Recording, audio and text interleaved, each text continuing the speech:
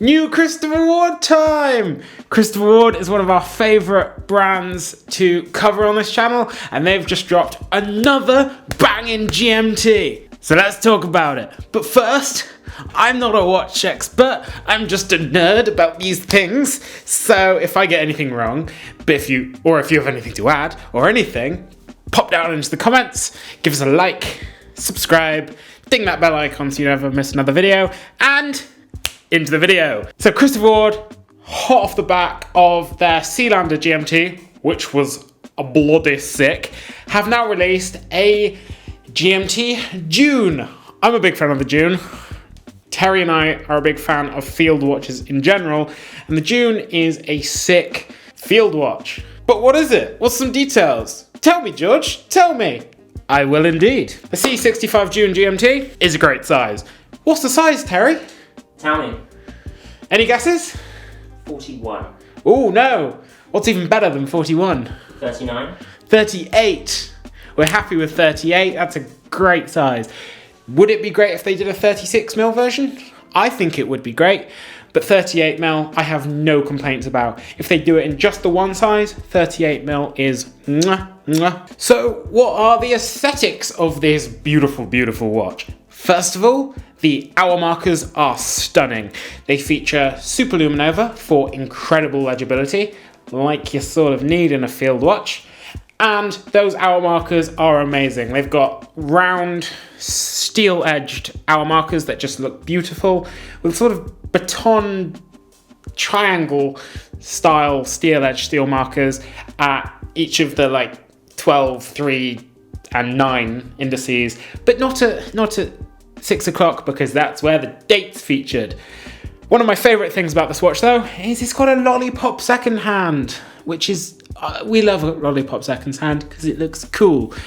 And the counterbalance on the second hand is the little Christopher Ward trident, which looks really cool. I must say, on this watch though, I've moaned about Christopher Ward's logo before looking a bit bad and like a QR code, but on this one, being like a brushed steel raised logo, it actually looks a lot nicer. It actually looks really nice on this specific watch. It's really cool in some of the photos. What's also really cool is, being a GMT, what they've done with the 24-hour track, because it needs a 24-hour track on a GMT.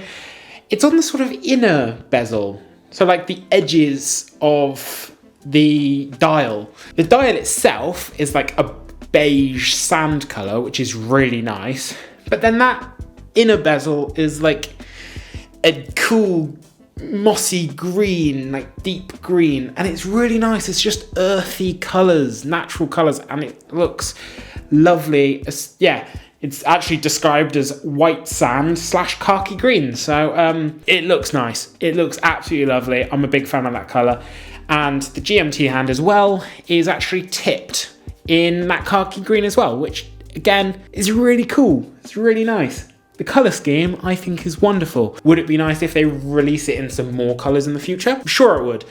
But as a first colour, the aesthetics of this one are bang on. What about the dimensions? Well, we've already said one thing. It's 38mm.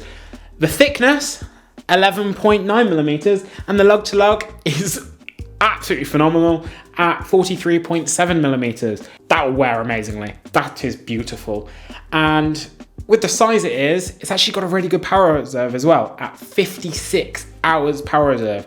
I think that's wonderful. I think that's beautiful. It's got a cool, nice finish. Obviously it's made of steel. And if you're interested, the movement is a self-winding SW330-2 with a GMT complication. For all those movement nerds out there, just thought I'd throw that in. Also, in case you were wondering, it's got sapphire crystal. It's a field watch. It's got to withstand some punishment. It being a Christopher Ward, they've got to have some nice customization options in there. So you've got a choice of 3 different straps or bracelets. You've got the Beta bracelet, which is a really nice steel 3-link. You've got a camel vintage oak leather, which is like a brown with some sort of sandy contrast stitching. And you've got the camel canvas webbing, which is pretty much the same color scheme as the leather.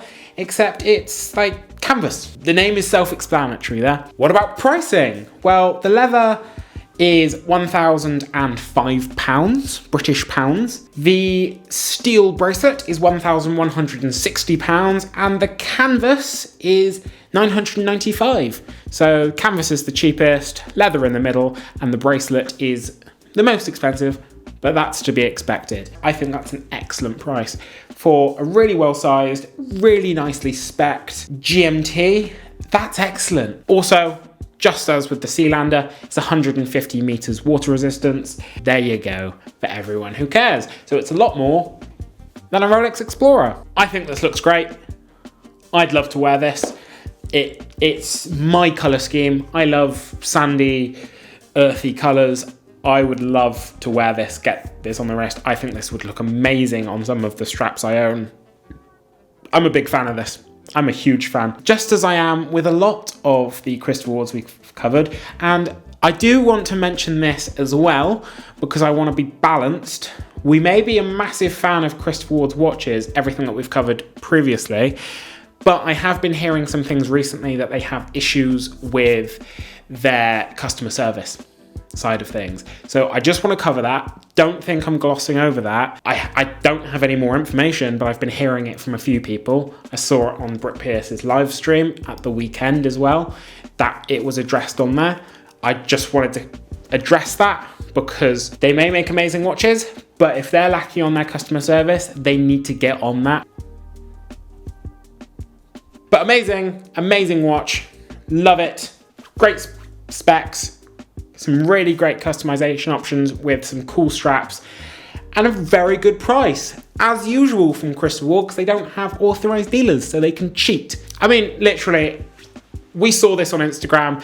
They just dropped it with zero fanfare or anything. It might not even be a new release. It looks like a new release, but they just dropped it with what seemed like zero fanfare. I messaged Terry being like, video? And he was like, yes, video.